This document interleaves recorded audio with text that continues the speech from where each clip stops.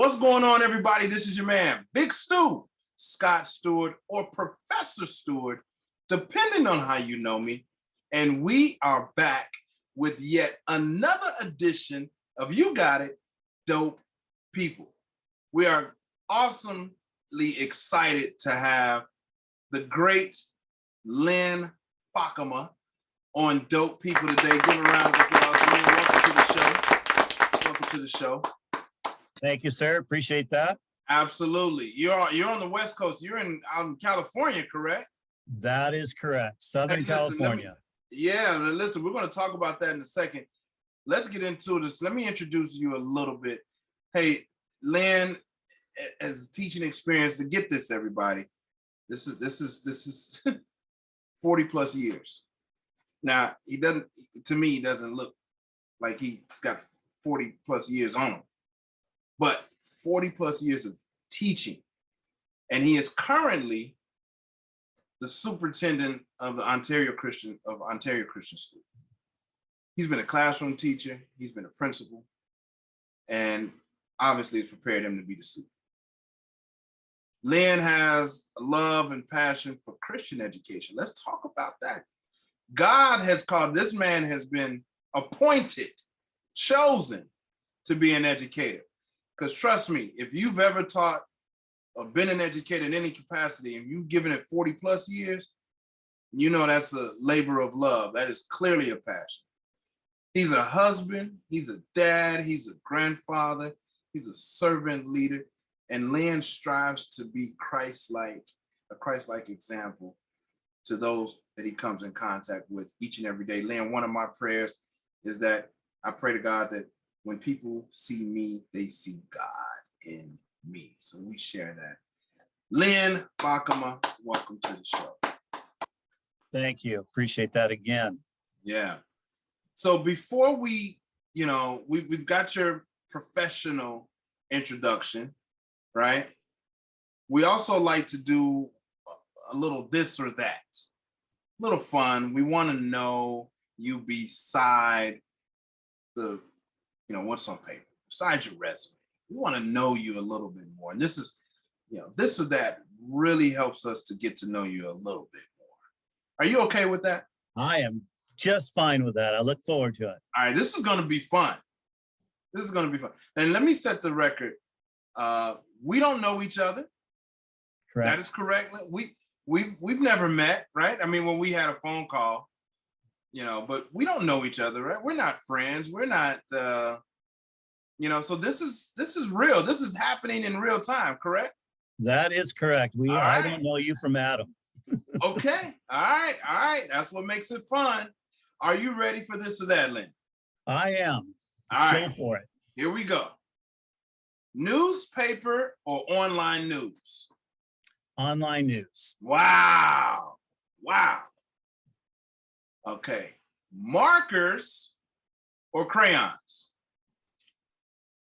Markers. Okay. All right. Batman or Superman? Superman. Wow. White meat or dark meat? Dark meat. We're going to be here for we're going to play with this one, all right? You like that, don't you? I do. I like white meat. I like dark meat too. Pancakes or waffles? Waffles. Wow. And you're good at this. Like you're coming with it. Book or movie? Ooh, that's a tough one, but I'd go with movies. Wow. Love or money? Love. Fire or ice? Fire. Wow. I think I know the answer to this one already, but I'm going to go with it anyway. Superheroes or supervillains?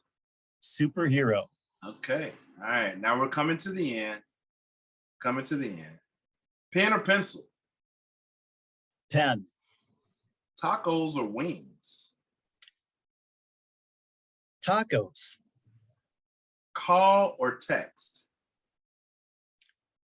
That's a tough one. Call. Work or school? Well, to me, they're both in the same. So, so I'm going to say they're the same. Unfortunately, Lynn, this is not this, that, or the same. All right, school.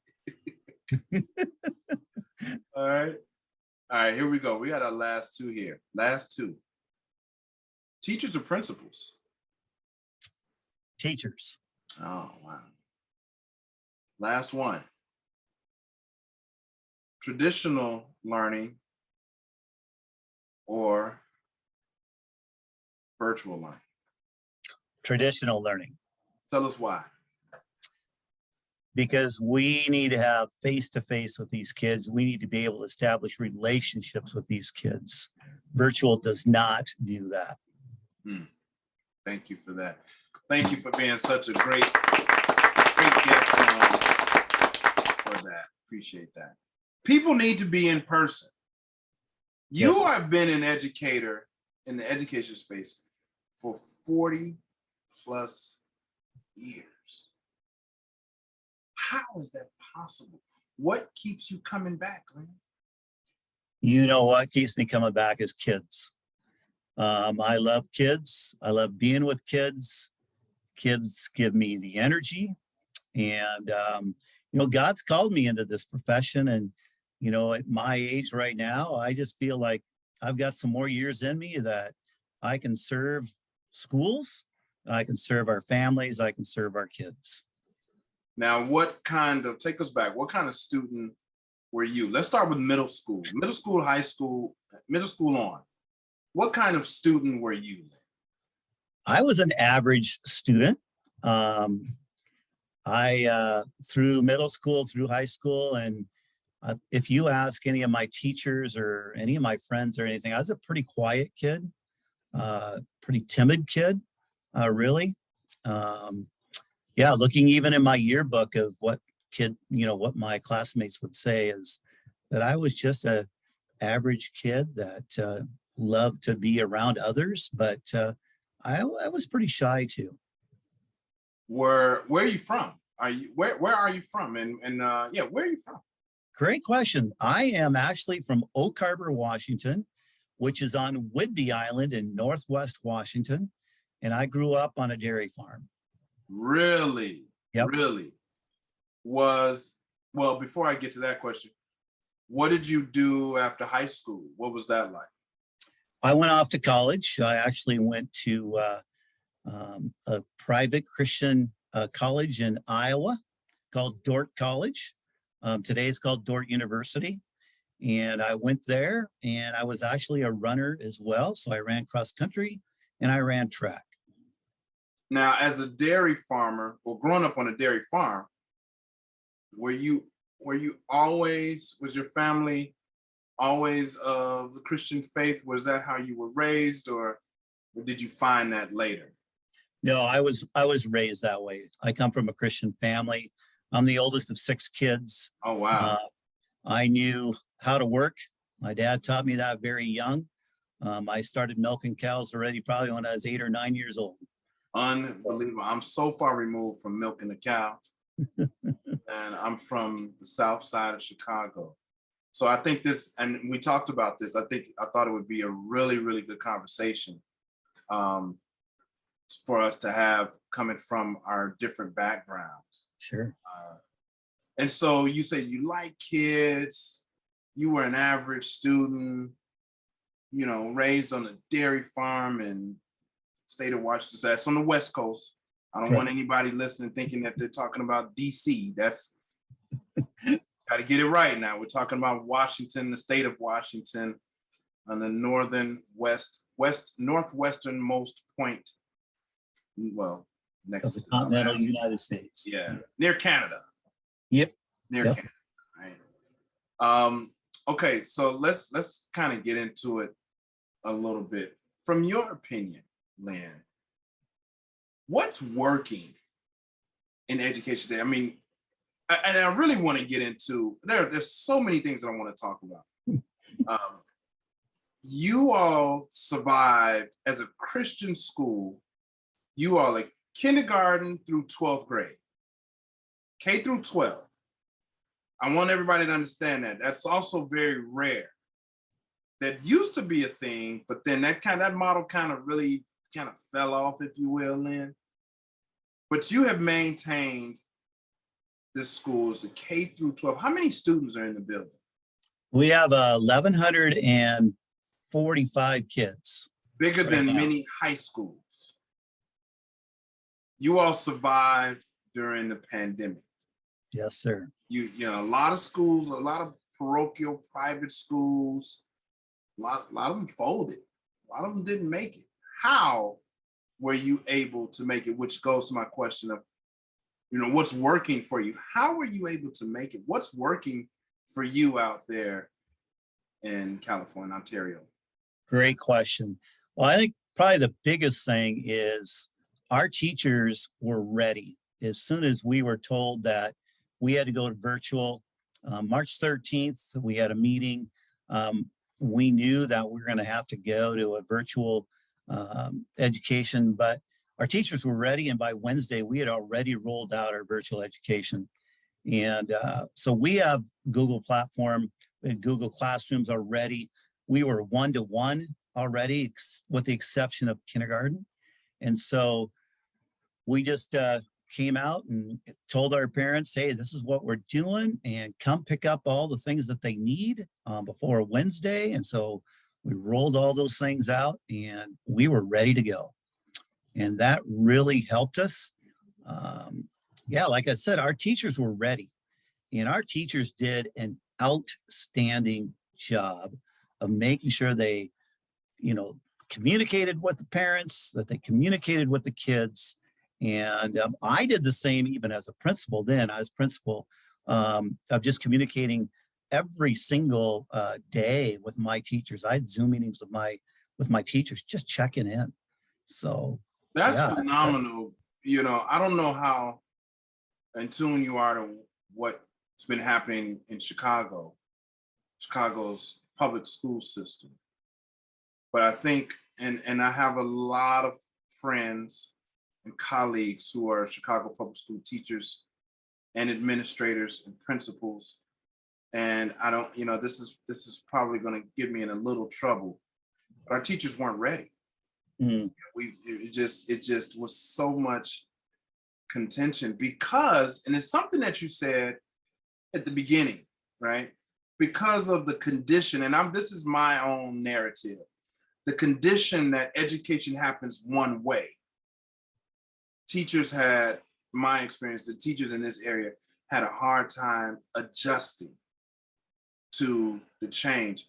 Why do you think your teachers were so ready? Is it just because you all are on the West Coast and, even though you're probably hundreds, I don't even know, I didn't do the Google map, but you're probably hundreds of miles from Silicon Valley. It's not like you all are, are you all just tech enabled and you're just more open to tech? And how do you think your teachers were just so ready? That's a great question. I think probably a big thing is, yes, our teachers were trained in technology. And, one of the beliefs that we have here at our school is we need to be up with the times. We need to make sure that we're teaching in a way that kids can be reached in a good way. And so, with our one-to-one program that we established several years ago already, even in the upper grades, our teachers knew exactly how to go about this. Now, some struggled and some didn't, but you know what? We worked together as teams. So our first grade team worked together and they did everything together. Our second grade team and so forth, all the way through, just making sure they were all on the same page, doing the same thing, so that, we really didn't miss a beat. And that's just kudos to our teachers and to our staff of even preparing for that time in our lives. And man, it's really changed things. Lynn, and hats off to you as a principal at that time. You're now the superintendent. Hats off to leadership. Hats off to the willingness of the teachers. Look, I was a average student on my best days. I was an average student. I'll tell the story all the time. Every time I got to school, I couldn't wait to get out of school. I didn't cut class. I wasn't that kind of troublemaker. I just was disengaged. Mm. We talked a little bit about how the average tenure of a teacher in your building is about how many years did you say? Say about 20. Unbelievable. Unbelievable. On average, it's about 20 years. How are like what give me an example. Give us an example of you're in a Christian school, right? Uh, all of your kids are not angels. They are not. I don't care what community you come from, adolescence is adolescence. You got They're it. going to do what they're going to do. How are you staying connected and engaged with students? Give me some examples. Many of our listeners are educators. They're your peers. So you're talking to other SUPs, you're talking to other principals, you're talking to some great dynamic teachers. And sometimes we, because we're so good, we don't like to ask how you do stuff. But share with us right now. Give us a couple of examples of how you're able to stay so engaged with young people. Yeah, that's a great question. I think I began with the relationship building, right? And as a teacher, that was my number one goal, is to establish relationships with my students. And when I became a principal, that's just really something I emphasized with my staff, is just to get to know my staff and get to know what their needs were, get to know what their wants were, but also to support the staff. And then the next step was with families, just letting families know, hey, I am here for you. I have an open door policy. You can come and talk to me anytime you want. If my door is closed, I'm sorry. That means I'm talking to someone else, but I am willing to talk to you.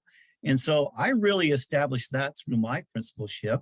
And now as superintendent, the same thing with my leadership team that I have here. They know they can come and see me anytime and talk to me. And families can too. I just don't want them bypassing teachers or bypassing principals before they come to me, but I am more than willing to talk to them. And that's, something that I have done throughout my entire educational career, is that connection with families is so important. But when you're in a Christian school, they want their kids at your school. And so they are supportive families. They are families that are multi-generational at our school, but there's also brand new families. I mean, we added almost 200 students this year alone, K through 12, just because of the pandemic. And you mentioned it, public schools are not always meeting the needs of kids, and they're realizing that, and they want a Christian education that does. I don't mind talking about God. I'm a believer. I know, I never fully understood separation of church and state. But I think you and I can have this conversation, and probably in environments that, would be less popular to have. Sure. Public education in many places across this country, we know it. This is no secret. I'm not making this up. Seemed like it kind of dropped the ball, right? They weren't as ready to go to continue teaching like you were. And then, and I'm not just talking Chicago, I'm talking across the country. Mm-hmm. And you talk about, you added 200 new families.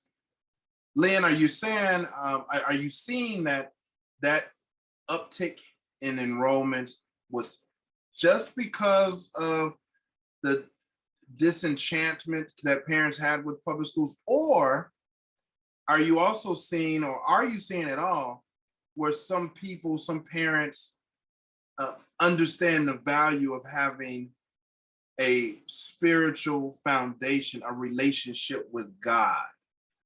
How is it shaping up for you? I would say it's both, to be very honest with you. I'm seeing both of those, but I'm seeing families that have been in public schools that are, we're a covenantal school, which means that they need to go to a church. They need to have a relationship with God in order to come to our school. So we're seeing both. We're seeing those that were just totally the ball was dropped in public schools, and they saw their kid not learning, period. And they want them in a place where we could train them in the ways that they should go. And so that really has helped our school tremendously. We just had an open house on Saturday. We saw 100 families come into our school. Unbelievable. But there are also families that, man, I saw students that I taught 20 years ago or 15 years ago, whatever it was, come and bring in their kids. So awesome to see, you know, and they'll come in, Mr. Fakkema, so good to see you. We're going to have our kid here. We just love Ontario Christian. That's why we're here. And so those types of things are so very important. Yeah, I think with the tragedy that we're seeing across the country, gun violence in schools, and I believe that one of the things that's happened over the last 30 years is that we have gotten away from God. We've gotten away from church. We've lost faith, right? Some faith. Yes. And we're starting. I'm from the South Side of Chicago. I'm seeing it. You can turn on the news at any time and see what's happening in these major cities, right? Yeah. I have some things that kind of keep me up at night, Lynn, right? These terms are being thrown around: diversity and equity, inclusion, and equity and, and education. And I believe, and I want us to have a little arm wrestle, if we will, friendly arm wrestle about this. I believe that schools should really be thinking about being more open to different instructional practices. Like maybe what has worked for the last 40 years, 60 years really needs to go under the microscope. And we should really think about opening up how we provide education, whether it's through a device or, different types of hybrid learning, e-learning, virtual learning. And you're saying, nope, kids need to be in the building, that in person is what works. Lynn, what is keeping you up at night? What is the one thing that you are racking your brain on about when it comes to education and educating these young people? Boy, I would say mandates are the things that keep me up at night, whether it's mask mandates, vaccine mandates, government mandates, that type of thing. Those are the types of things that keep me awake at night. But the learning aspect at our school, I would say we are top notch in terms of academics. We're top notch in what we do for our kids. Could we do more? Yes, we could. Money is probably another thing. For me, being able to make education affordable is so very important. And I want Christian families to be able to come to my school and to be able to afford to come to my school. So those are the things that keep me awake at night.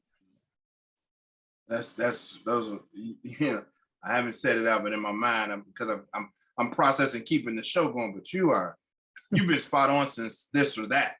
You've been spot on since we connected. So you give some really, really good responses. What are we preparing students for today? What are we preparing students for today? At my school, we are preparing leaders for the future. And we want to grow Christian leaders, and that's our motto here at our school. And I really think that we need to prepare our kids to be leaders in the community, leaders in our nation. We need to have those types of leaders that are going to honor God in their calling, wherever they might be. It could be a leader of a company. It could be a leader at home. It could be a leader in their church. It could be a leader in our state. It could be a leader in our nation. We need those Christian leaders. And that's what we are here to do, is to grow those Christian leaders. Yeah, that you're the first I hate to do that to people, so I may edit this part out, man. I may not. I don't know. But you're the first guest to say that. Mm, Many of our guests are, have really said, I don't know. mm, And I believe what you believe, that while we talk about social and emotional learning, while we talk about the holistic child, I came up in an age where I was being prepared for the world of work.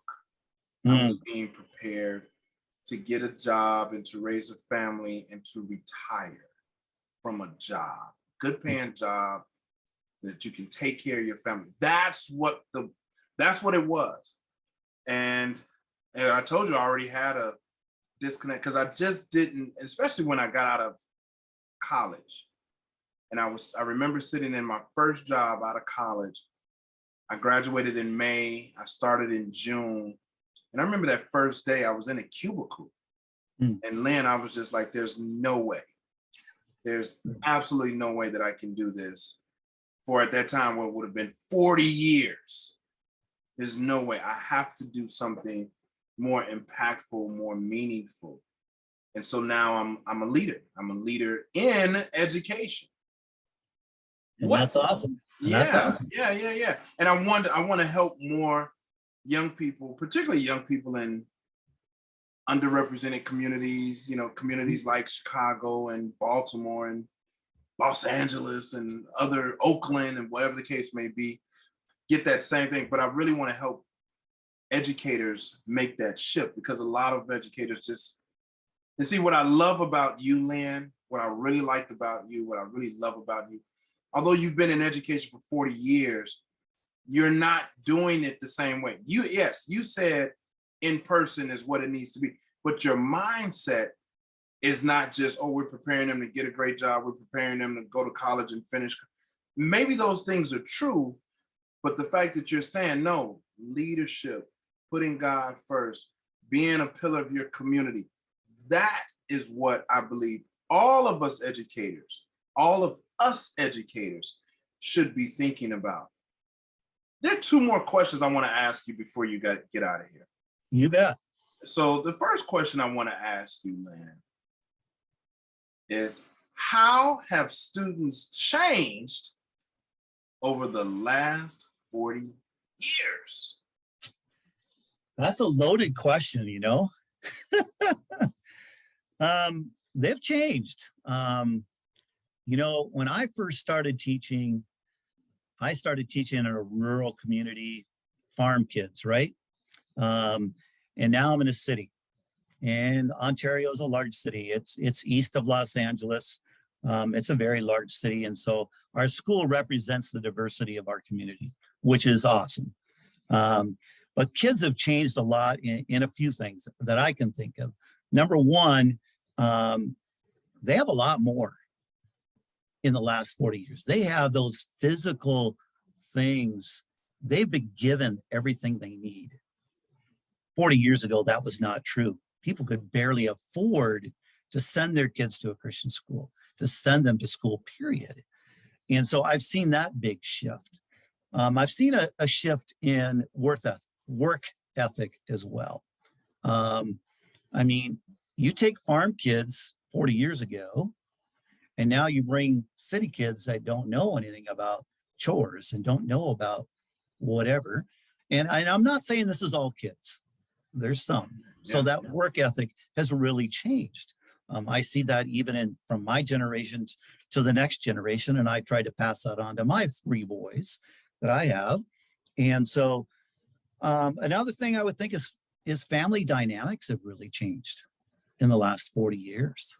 Wow. Divorces, for example, that was not heard of very much 40 years ago, but now it's commonplace, which is so unfortunate. So not even, and look, I know you, but not even getting married, like having kids, they didn't even get married, like, right? Yeah. What else you got? I would say, and this is not for all kids, but wherever you go, you see entitlement. I just, no Mm. matter where I wander or where I go, kids just feel entitled. Mhm. And we see that happening more and more. And that's very unfortunate because, hey, we're here to serve in many different ways, and we should not be entitled to what we have. We need to be giving. And so that's a difference that I really see as well. I saw a lot of servant kids in my early years, but as I grow older, that servant heart is just not there as much as it used to be.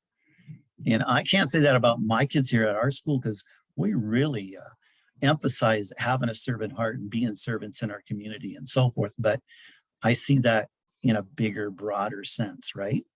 So those are some things that Yeah. I've seen in my career, anyways. Does that Great make insights. sense? Great insights, man. Great Thanks. insights. Great insights. I know we when we were pre-gaming, setting up this conversation, that was something that came. I did not want you to give me the answer then, and I wanted to hear from you now. It's very, very insightful. I was going to say, I was wondering if you had seen that entitlement piece that I see. This work ethic. This isn't the last question that I have, though, but it just makes me think about it. How are you helping as an educator? Remembering that we're talking to other educators. You know, I know a lot of educational leaders who are not as poised as you. They are really, really struggling. They're hurting. They're frustrated. Teachers are fighting administrators, and honestly, in my own backyard, my students are losing right now because the adults in the room are having their issues. The students are dead last. Mm. How are you, specifically you, instilling that work ethic in kids? I go outside and I'll just give an example from last week, Friday. I went outside. We had an older gentleman that does some maintenance stuff for us, and he was having a tough time. So I went out there and I got on my knees and I laid some bricks for him because he couldn't do it himself. So I was out there laying those bricks, and several students went by and asked our admissions director, "Is that the superintendent laying bricks down right there?" She says, "Sure is. That's pretty cool, isn't it?" And just by example, going out there and doing things that need to be done, picking up trash whenever I walk, um, talking to kids, and just showing them, hey, we need to help each other. If somebody drops something, I pick it right up for them and help them out. And those things of being an example, I think, is so very important. I did that as a principal. I did that as a teacher. I just think that's so important to show kids what work is and what work ethic is. That's phenomenal. Another one of my founding principles. I truly believe that teachers need to stop talking so much to kids and lecturing and give them the opportunity to do. But in order to do that effectively, the educational leader has to demonstrate it. That, I believe, is how students learn first. I don't care what the words are. What are the actions? What are you Absolutely. doing to set the example for that young person in the room? And I know I wasn't always that parent, right? I was, because of how I was raised on some do as I say, and get out of the room. And, when adults are talking and kids are to be seen and not heard, which kind of led me to this let my actions speak more than my words. So I'm still a work in progress, but I definitely see the value in that. Lynn, here's the final question before we get out of here and give you your day back. What do you believe education looks like? Let's just say in the next 10 to 20 years. What would have changed? What will be different, if anything, from your perspective? Well, I think you already hit the nail on the head with, we can't be up there lecturing to kids. We need to be collaborating. We need to be differentiating more. We need to small groups working together more, that collaborative learning, even though that's an old term. But I really think that that is what we're going to see and continue to see down the road. You know, technology is good in itself, but yet we also need to have that traditional learning of emphasizing the writing and the reading and the math and the science and the social studies as well. Those need to be so emphasized within classes and within schools. And I think down in the future, we're going to see more and more of that because we see the need for it.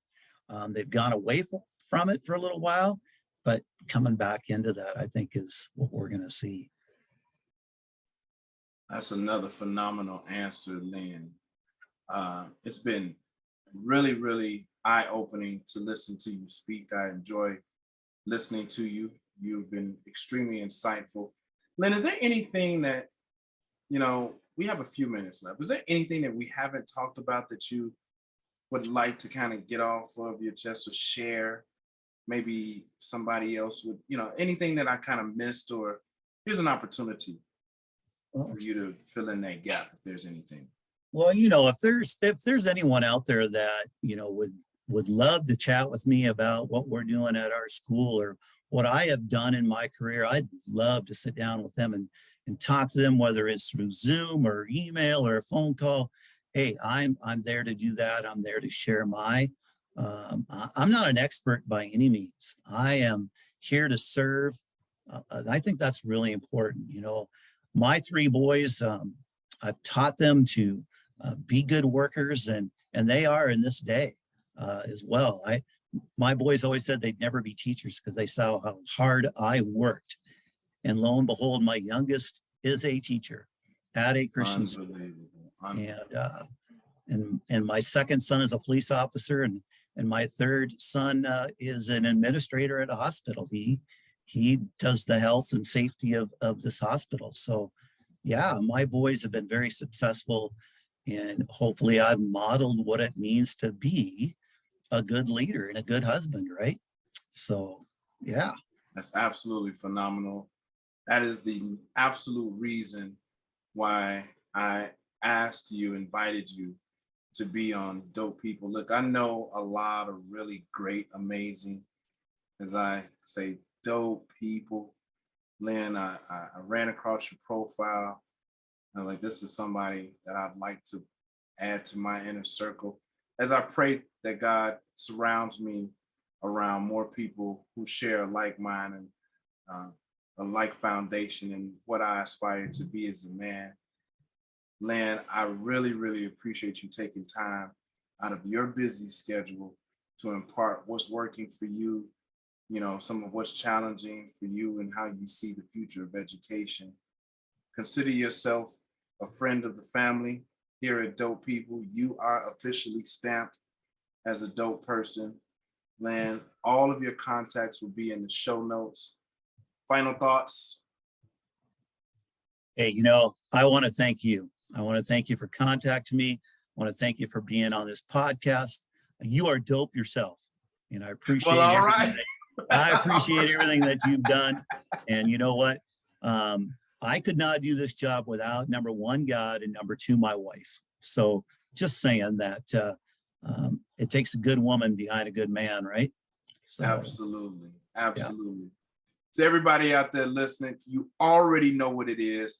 Until next time, peace.